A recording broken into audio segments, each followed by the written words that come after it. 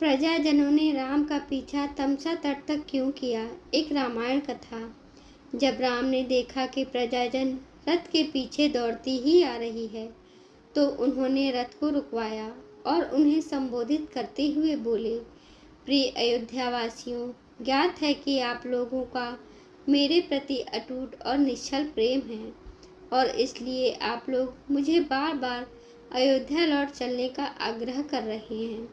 यद्यपि आपके इस प्रेम को टालना मेरे लिए अत्यंत कठिन है, किंतु मैं आप लोगों से आग्रह करता हूँ कि आप लोग मेरी व्यवस्था को समझने का प्रयास करें।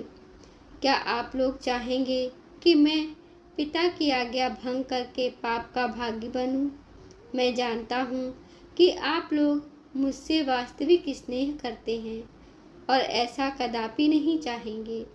अतः आप लोगों के लिए यही उचित है कि मुझे प्रेम पूर्वक वन जाने के लिए विदा करें और भरत को राजा स्वीकार करके उसके निर्देशों का पालन करें। और भी अनेकों प्रकार से नगरवासियों को समझा बुझाकर राम ने सुमंत से पुनः रथ को आगे बढ़ाने का अनुरोध किया। कुछ क्षणों के लिए राम के कथन का प्रभाव प्रजाजनों पर पड़ा, किंतु रथ के चलते ही वे फिर से रोते बिलखते रथ के पीछे पीछे चलने लगे।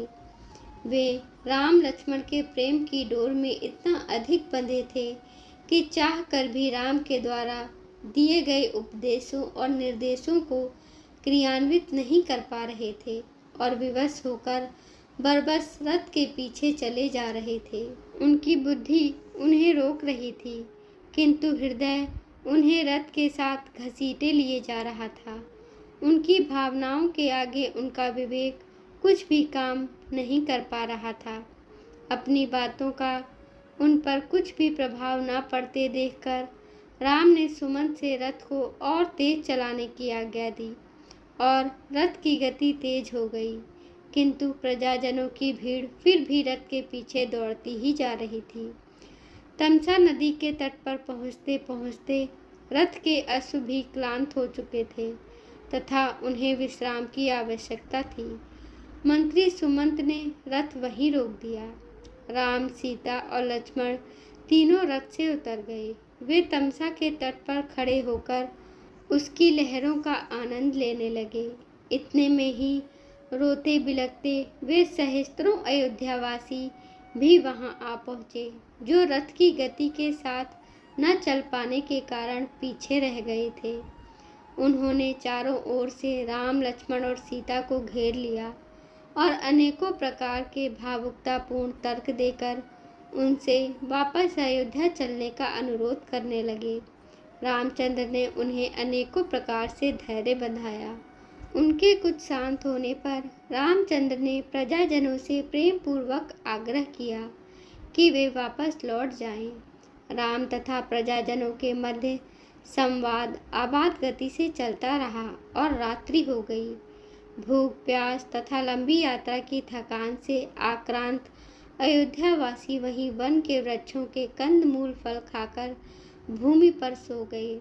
जब ब्रह्म मुहूर्त में रामचंद्र की निद्रा टूटी, तो वे उन निद्रामग्न नगरवासियों की ओर देखकर लक्ष्मण से बोले, भैया, मुझसे इन प्रजाजनों का यह त्यागपूर्ण कष्ट देखा नहीं जा रहा, इसलिए अब यही उचित है कि हम लोग चुपचाप यहाँ से निकल पड़ें।